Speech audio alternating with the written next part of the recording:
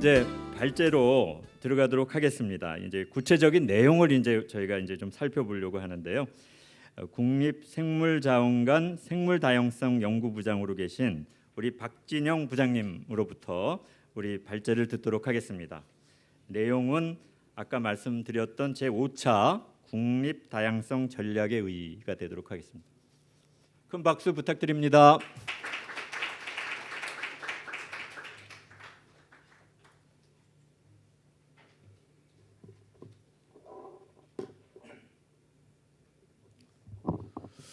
네, 안녕하십니까. 국립생물자원관의 그 생물다양성 연구부장 박진영입니다. 만나 뵙게 돼서 반갑습니다. 먼저 오늘 이 귀한 자리에서 생물다양성 전략에 대해서 소개할 기회를 주셔서 감사드리고요. 그리고 그 생물다양성이라는 이 단어 자체가 그동안 상당히 사회에서 많이 쓰이기는 했지만 아직까지 많은 분들이 모르고 계시는 분들이 많다고 제가 생각을 했었는데요.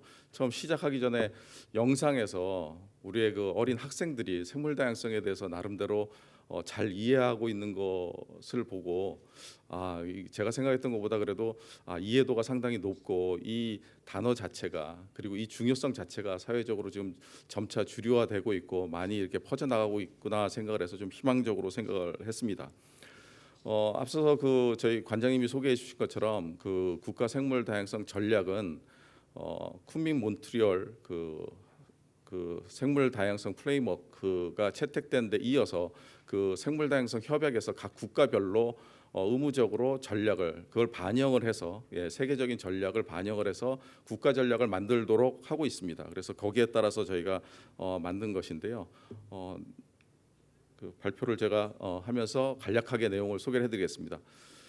발표 순서입니다. 네.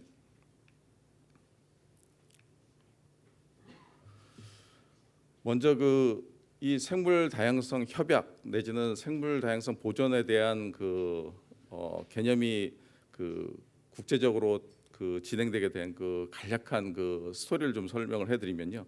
사실 20세기 초반 내지는 19세기 후반에 많은 종들이 점차 사라져가고 있고 많은 지역들 그러니까 생태계가 파괴되고 있고 많은 지역들이 개발로 인해서 위협을 받고 있다는 인식을 갖게 됩니다. 그래서 이 시기에 국제적으로 종을 보호해야 되고 그리고 이런 생물들이 다양하게 서식하는 지역들 생물 다양성이 높은 지역에 대한 보존 필요성이 대두가 되게 됩니다. 실질적으로 저희들이 지금도 이런 보호 지역의 대명사로 불리고 있는 국립공원 같은 경우는 세계 최초의 국립공원이 1873년에 옐로스톤 국립공원이 만들어짐으로써 시작이 된 개념입니다. 그래서 그 당시부터 이미 100년도 넘는 150년 전부터 이런 보호지역과 보호족에 대한 개념이 도입이 되고요. 그 당시부터 이미 이런 종의 멸종이라든지 서식지 파괴 문제가 상당히 심각하게 대두가 됩니다. 그리고 20세기 중반이 되면서 사실 여기에 그치지 않고 상당한 오염물질의 이 배출이라든지 이런 오염 문제가 또 심각하게 문제가 됩니다. 그래서 이런 문제들이 크게 대두가 되면서 1972년에 DDT 사용이 금지가 된다든지 이런 화학 물질에 대한 규제 그리고 오염에 대한 저감을 위한 이런 국제적인 논의가 활성화됩니다. 이걸 통해서 20세기 후반에 환경과 개발에 관한 유엔 회의에서 이런 지구 생태계 보존을 위해서 지속 가능한 개발 개념이 도입이 되고 이런 논의가 본격화됩니다. 이를 통해서 21세기에는 생물 다양성의 중요성이 다른 어느 때보다 크게 이제 부각이 되고요.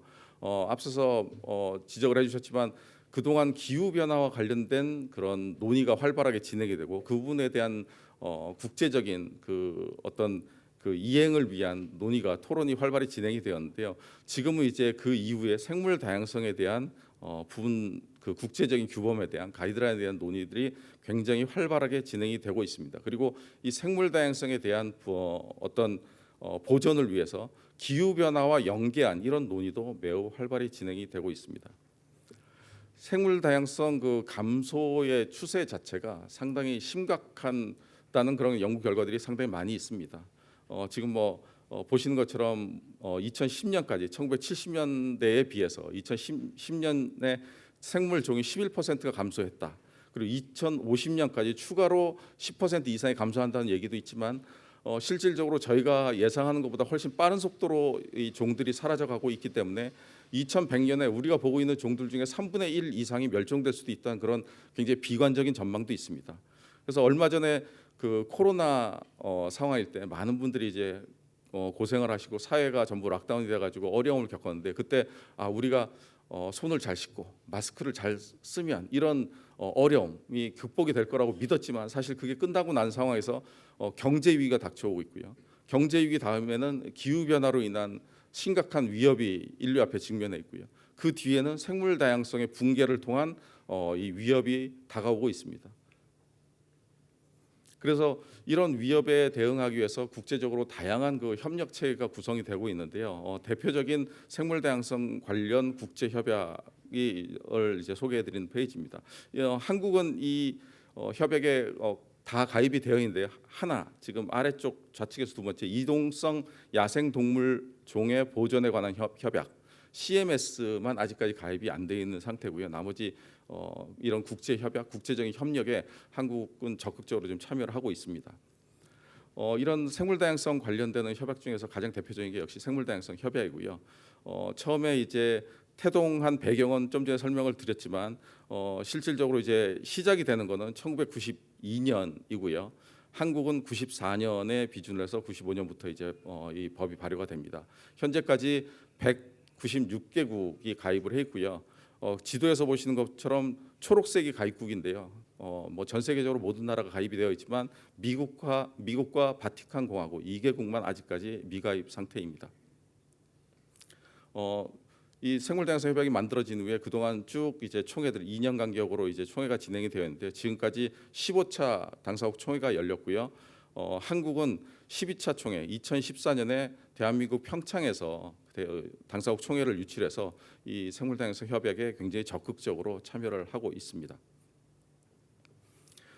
그러면 이 생물 다양성 협약에서 이런 생물 다양성 보존을 위해서 그동안 굉장히 많은 노력을 했는데 이 노력을 좀 더 구체화시키고 실질적인 효과를 얻기 위해서 2010년에 앞서서 소개해드린 것처럼 10차 당사국 총회에서 aichi 타겟을 만들게 됩니다. 2011년부터 2020년까지 세계적인 생물 다양성 손실을 막고 생물 다양성의 보존을 강화하기 위한 aichi 타겟을 만들게 되는데요. 이 aichi 타겟을 10년 동안 운영한 결과, 이 전략을 실행한 결과 사실 평가는 상당히 좀 비관적입니다. 어느 하나도 사실 제대로 달성을 하지 못했고요. 그래서 그 위협은 그 이전보다 훨씬 더 심각해졌다는 평가를 하게 됩니다. 다만 그래도 조금 희망적인 부분은 감소 추세가 전환할 수 없을 정도는 아니기 때문에 지금부터라도 노력을 하면 이 감소 추세를 반전시킬 수 있는 계기를 만들 수 있을 거라는 희망을 갖고 그리고 기후 변화와 연계해서 그리고 소비와 생산 등 생활 방식의 전반적인 변화를 수반하는 상당히 강도 높은 그런 실행 계획들이 필요하다는 그런 평가를 하게 됩니다.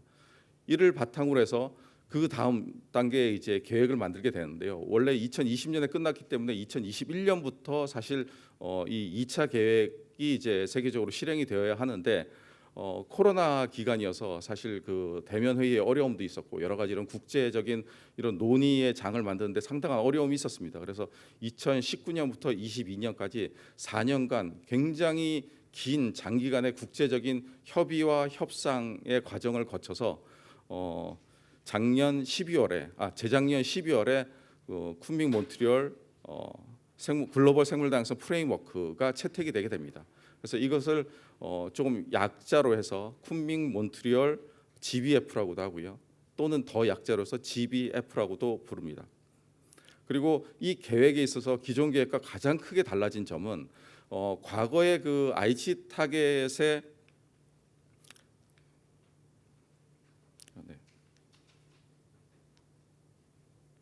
aichi 타겟의 그런 어떤 그 이행에서 그 실패했던 가장 큰 문제점이 계획은 훌륭했는데 그 계획의 이행 상황을 점검을 하고 그 이행 상황이 잘 진행이 되고 있는지를 평가할 지표들이 부족했다는 그런 이제 반성을 하게 됩니다. 그런 반성을 바탕으로 해서 이행 점검 체계를 굉장히 강화하는 쪽으로 이 계획이 만들어지게 됩니다. 계획의 계략적인 실천 목표들 총 23개의 목표를 바탕으로 해서 GBF가 합의가 되었고요. 그리고 과거의 GBF의 경우에는 과거의 IC 타겟의 경우에는 국가 주도적인 계획의 형태를 많이 띄었는데요. 실질적으로 국가가 주도적으로 앞서서 나갔을 때 실질적으로 이런 이행을 하는데 상당히 어려움이 있었습니다. 한계가 있었습니다. 그래서 이런 기업이라든지 시민사회 아니면 지자체 이런 다양한 이해 당사자들이 참여하는 이런 계획으로 GBF를 만들었고요. 합의를 했고요. 지금 현재 보시는 것은 비즈니스 포 네이처라는 세계 경제 포럼의 파트너 활동하고 있는 민간 기구에서 이 GBF의 23개 실천 목표 중에서 기업의 적극적인 참여가 필요한 목표는 어떤 것들이 있는지 파악을 했는데요. 지금 좀 진하게 표시되어 있는 총 11개 목표는 실천 목표는 기업의 참여가 적극적으로 있지 않으면 달성하기가 어려운 목표로 그렇게 평가를 했습니다. 그러면 생물 다양성 전략에 대해서 국내에서 수립된 과정과 간략한 내용을 좀 설명을 드리겠습니다. 국가 생물 다양성 전략은 생물 다양성 법의 기초에서 만든 생물 다양성 보존과 지속 가능한 이용을 위해 5년간의 정책 목표를 담은 범부처 최상위 전략입니다. 5년 단위로 수립을 하게 되고 국민 회의에서 의결을 함으로써 만들어지게 됩니다. 그동안 우리나라에서는 생물 다양성 전략이 총 5번에 걸쳐서 만들어졌습니다. 1차 전략과 2차 전략의 경우에는 생물 다양성 협약에서 당사국의 의무로서 제시를 했기 때문에 만들어졌고요. 저희가 생물 다양성 법이 2012년에 제정이 되면서 제3차 전략부터는 국가 법정 전략으로서의 위상을 갖게 됩니다. 지금 보시는 내용은 제4차 국가생물다양성 전략의 개괄적인 내용입니다. 2019년부터 2023년까지 5년간의 목표 세부 과제를 담고 있는데요. 총 19개 세부 과제를 포함을 하고 있고요. 이 5년간의 이 세부 과제를 추진한 이후에 저희가 이행 결과를 평가한 결과 사실 거의 대부분의 목표에 있어서 목표에 도달하지 못했습니다. 다만 그래도 한 가지 좀 희망적인 부분은 가운데 위치한 보호지역 면적, 육상의 보호지역 면적이 세계적인 공고 수준인 17%를 살짝 상회하는 그런 목표 달성을 했고요. 나머지 부분에 있어서 다시 아쉬운 결과가 만들어졌습니다.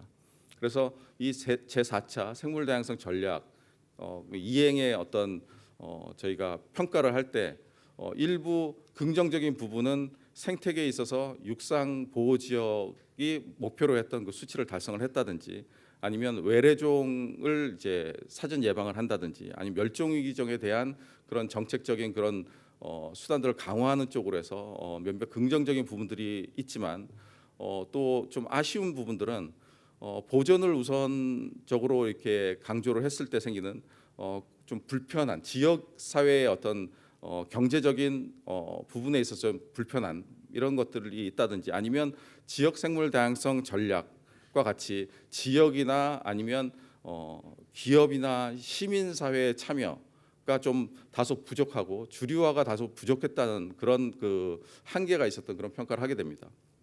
그래서 이런 평가를 바탕으로 해서 작년 12월에 수립된 제5차 국가 생물 다양성 전략의 경우에는 그런 부분에서 보강을 하기 위한 상당히 많은 노력들을 기울였습니다.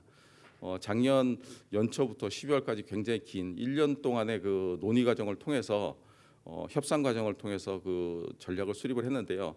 4차, 5차의 개략적인 차이점을 좀 설명을 드리면 4차 때는 정부 주도로 수립위원회를 구성하고 안을 만들어서 대국민 공청회를 거쳐서 의결하는 이런 방식을 채택을 했다고 하면 5차 때는 수립위원회 산하에 실무 작업반을 구성을 했습니다.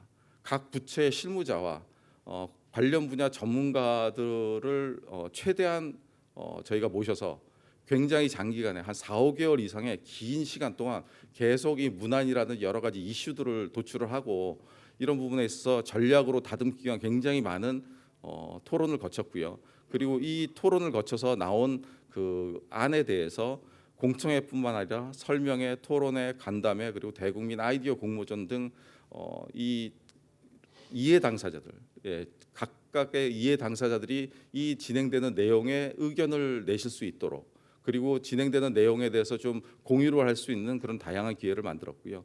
그리고 이 실행과 관련돼서도 역시 정부 중심, 보전 중심에서 다양한 이해 당사자가 참여를 하고 그리고 국민들이 다수가 혜택을 누릴 수 있고 지속 가능한 이용이 가능한 방향으로 이 계획들이 만들어지도록 노력을 했습니다.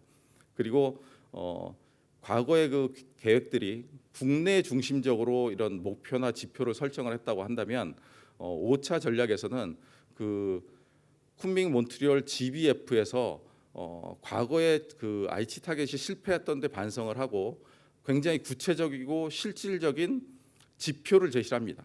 그리고 그 지표들, 핵심 지표들의 경우에는 각 국가별로 반드시 반영을 하도록 하고 있습니다. 그래서 저희도 그 쿤밍 몬트리올 GBF의 각각의 실천 목표와 그다음에 핵심 지표들이 최대한 반영되도록 사실 국제적인 수준에서 요구하는 것들이 국내적인 상황에 있어서 상당히 좀 어려운 도전적인 타겟들이 있는데요. 그런 부분들도 최대한 반영을 해서 도전적인 목표를 설정하고 이것을 위해서 최대한 그 노력을 하는 쪽으로 만들기 위해서 노력을 했습니다. 그리고 그 GBF에서 요구하는 이행 점검 체계도 담았습니다. 네, 사진은 앞서서 설명드린 것처럼 굉장히 다양한 이해 당사자들과 만나서 토론하고 의견을 듣는 그런 자리를 만들었던 사진들이고요.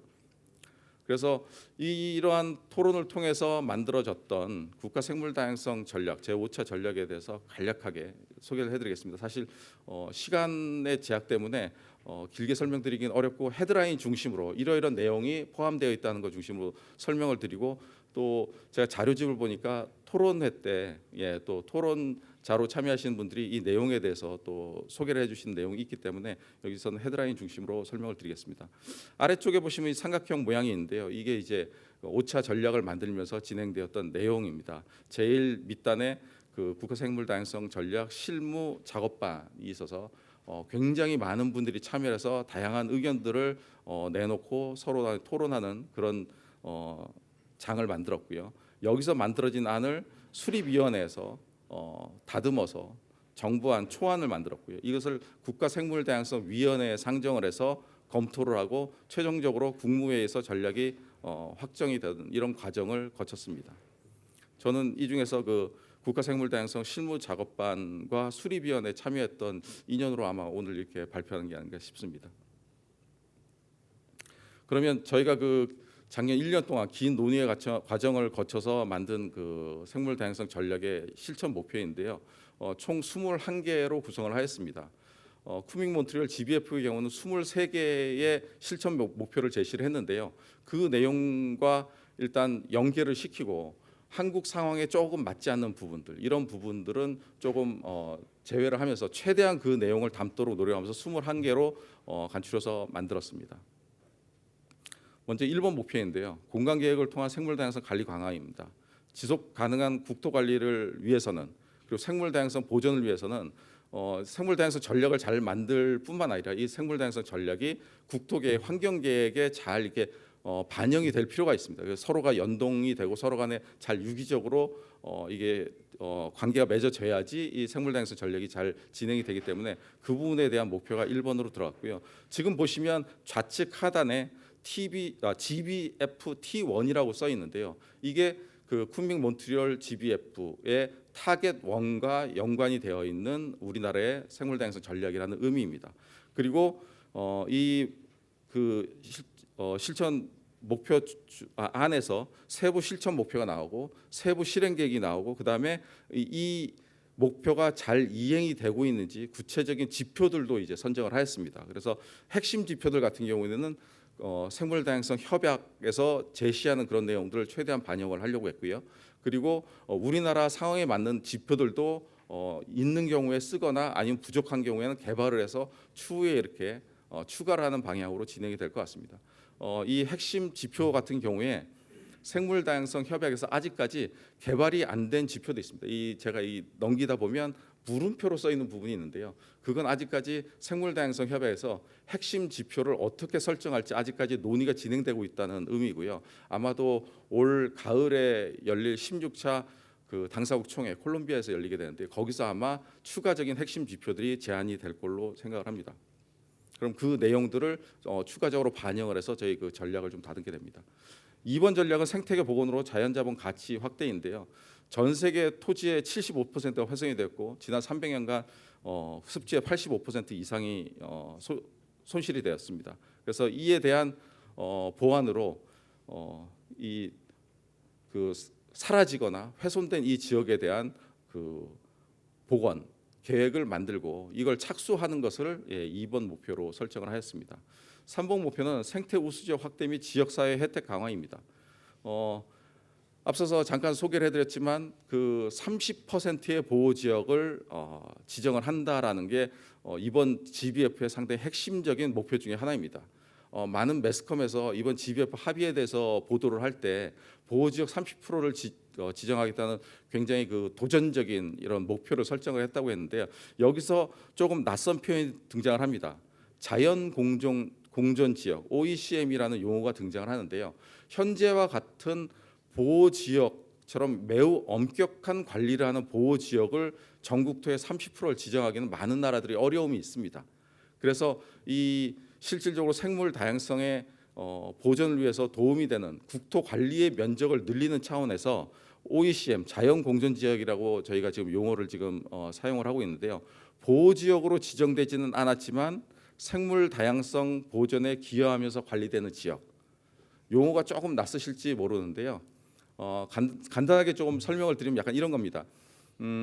보호 지역으로 지정돼 있지는 않지만 실질적으로 생물 다양성이 잘 보호되는 기능을 하는 지역입니다. 예를 들어서 군사시설 보호 지역 같은 경우는 생물의 보호를 위해서 지정된 게 아니지만 민간의 출입이 통제가 되면서 그 지역에 동식물이 보호가 되는 부수적인 효과가 있는 지역이라든지 아니면 뭐 사찰림이라든지 아니면 휴양림 같은 경우 이런 경우에 엄격한 의미의 보호 지역은 아니지만 보호에 적절한 역할을 하기 때문에 그런 지역까지 포함을 해서 30%의 국토를 관리를 하면 생물 다양성 보존에 도움이 되겠다 이런 컨셉으로 목표에 들어와 있습니다. 4번은 국가 보호종 유전 다양성 관리 강화입니다. 굉장히 많은 종들이 멸종위기에 놓여 있고요. 이런 멸종위기가 진행되고 있는 상황 속에서 국가 보호종을 잘 지정하고 관리하고 이런 종들이 유전적 다양성을 잘 유지하도록 관리하는 것이 이 목표의 의미입니다. 5번 과제의 경우 5번 목표는 야생생물 검역 및 관리 전 과정 안전망 강화입니다.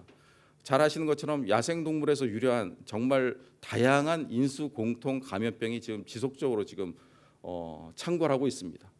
그래서 이런 것들을 억제하고 막기 위해서 최소화하기 위해서 야생동물 불법 거래라든지 불법 채취를 감소시키고 이런 관리를 강화하는 쪽으로 목표가 설정이 되었습니다. 6번은 침입 외래생물 유입 차단 및 방제 강화입니다. 침입 외래종이 정말로 생물 다양성의 감소에 전 세계적으로 엄청난 영향을 주고 있습니다. 연간 약 530조 원의 손해를 끼친다, 경제적 손해를 끼친다는 연구 결과도 있고요. 앞으로 10년마다 4배 이상씩 계속 증가할 거라는 이런 우려스러운 그런 추정도 있습니다. 그래서 이런 침입 외래종에 대한 관리를 강화하는 목표가 설정이 되었고요. 7번은 생물 다양성 유해 오염 저감입니다. 잘 아시는 것처럼 살충제라든지 아니면 영양물질, 플라스틱 관련해서 다양한 그런 오염과 생물 다양성의 피해가 알려져 있습니다. 특히 뭐 최근에는 이제 플라스틱 같은 경우는 해양 오염에 굉장히 큰 영향을 미치고 있고 한국의 경우에는 플라스틱을 굉장히 많이 사용, 세계적으로 봐도 제일 많이 사용하는 국가에 속하기 때문에 이런 부분에 있어서 이런 폐기물이라든지 아니면 이런 오염 물질들의 사용을 저감하는 이런 목표가 설정이 되어 있습니다. 8번은 자연 기반 해법을 통한 기후 변화 대응입니다. 이 기후 변화와 연관해서 이 지구 온난화가 진행되면서 생물 다양성에 상당히 심각한 위협이 되고 있는데 이것을 최소화시키기 위해서 기후 변화와 연계해서 자연 기반 해법에 대한 지금 다양한 지금 논의와 방안들이 지금 국제적으로 지금 진행이 되고 있는데요. 이 방안을 최대한 도입을 해서 생물 다양성 상실을 좀 막아보자, 이런 목표가 만들어졌습니다. 9번 목표는 지속 가능한 농임수산 양식업입니다. 이런 그 산업 분야에서 농임업 수산업 분야에서 생물 다양성에 상당히 부정적인 영향을 미치는 다양한 활동들이 있습니다. 농토를 넓히거나 아니면 어떤 숲을 관리하거나 아니면 어업을 하면서 이런 채취를 하면서 생물 다양성에 좀 부정적인 영향을 주는 그런 활동들이 벌어지고 있는데요. 그런 활동들을 좀 최소화하고 친환경적인 그리고 생물 다양성의 저감을 막을 수 있는 그런 방식의 생산 활동을 활성화시키기 위한, 확대하기 위한 그런 목표입니다. 10번 목표는 생태계 서비스 유지 증진입니다. 지금 전 세계적으로 도시화라든지 아니면 기후 변화, 그리고 그 자연자원의 그 무분별한 이용, 이 자원의 그 고갈, 이런 것들이 상당히 진행되고 있는데요. 이것과 관련해서 목표가 설정이 되었고요. 시간 관계상 조금 빨리 진행을 하겠습니다. 죄송합니다. 네.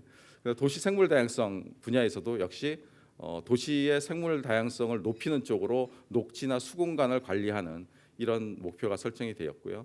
12번은 유전자원 이익 공유의 확대인데요. 유전자원의 이익 공유는 사실 나고야 의정서에서 이미 이제 논의가 되었는데요. 이 부분을 조금 더 확대하기 위한 국제적인 논의가 지금 활발하게 진행이 되고 있고, 이 국제적인 규범을 따르기 위해서 목표가 들어왔습니다. 그리고 13번은 사회 전 분야의 생물 다양성 가치 확대인데요.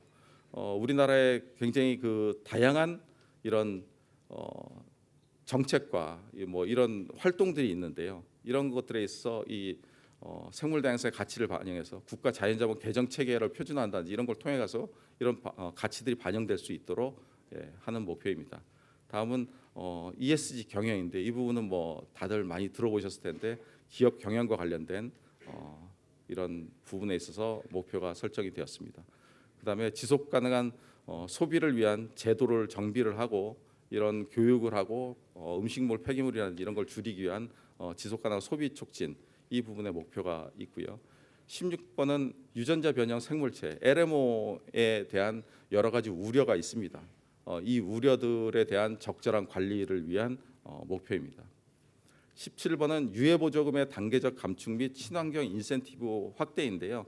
사실 전 세계적으로 굉장히 많은 그 산업 분야에 다양한 보조금이 있는데, 그 보조금이 생물 다양성 파괴를 촉진시키는 데 역할을 한다는 반성에서부터 그런 보조금들을 확인을 하고 그런 보조금들을 줄여 나가면서 줄어든 그런 그 지원금을 친환경적으로 쓰는, 생물 다양성 보존을 위해서 활용하는 쪽으로 인센티브로 확대하는 그런 방향으로 쓰고자 하는 목표입니다. 다음은 생물 다양성 재운동원인데요. 생물 다양성과 관련돼서 지금 말씀드린 국제적인 내지는 국내적인 이런 활동들 내지는 보호 활동들을 하려면 굉장히 많은 재원이 필요합니다. 전 세계적으로 지금 계산을 해보면 약 7천억 불 정도가 부족할 걸로 예상을 하고 있는데요. 이런 부분에 있어서 재운동을 좀 확대하기 위한 목표고요. 그다음에 국제적 기여 확대도 역시 마찬가지입니다. 어느 정도 경제적으로 안정되어 있는 나라에 비해서 경제적으로 좀 어려움이 있는 나라의 경우에는 생물 다양성 보존을 위한 재원을 투입하는 데 상당히 한계가 있습니다. 그래서 그 부분에 대한 기여 확대를 위한 목표가 들어와 있습니다. 그리고 생물 다양성 인식 연구 증진 이행 관리 강화라든지 다양한 이해 관계자의 참여 보장, 이런 부분에 있어서도 목표를 설정을 하였고요. 그래서 이런 목표들이 이제 국내에서 이제 계속 진행이 되게 되면 국제적으로 그 이행 점검을 하게 됩니다. 생물 다양성 협약에서 지금 생물 다양성 전략이 각 국가별로 어떻게 작성되었는지 제출할 의무가 있고요. 저희가 올해 이제 제출을 할 예정입니다. 그리고 26년에 중간 평가를 하고 28년에 최종 평가를 하게 됩니다. 국제사회에서 각 국가별로 제출한 국가 생물 다양성 전략이 얼마나 충실하게 만들어졌고 이게 얼마나 잘 이행되고 있는지에 대한 평가를 하고 공개를 합니다. 그래서 각 국가별로 상당히 좀 부담이 좀 커진 상황이고요. 이걸 위해서 사실 해야 될 일이 굉장히 많습니다. 이 전략을 만드는 과정도 힘들었지만 전략과 관련돼서 향후 이행을 위해서 훨씬 더 많은 노력과 이 논의 예, 협상 이런 것들이 필요하지 않을까 그렇게 생각합니다. 나머지는 자료로 가름하겠습니다. 네, 감사합니다. 네. 감사합니다.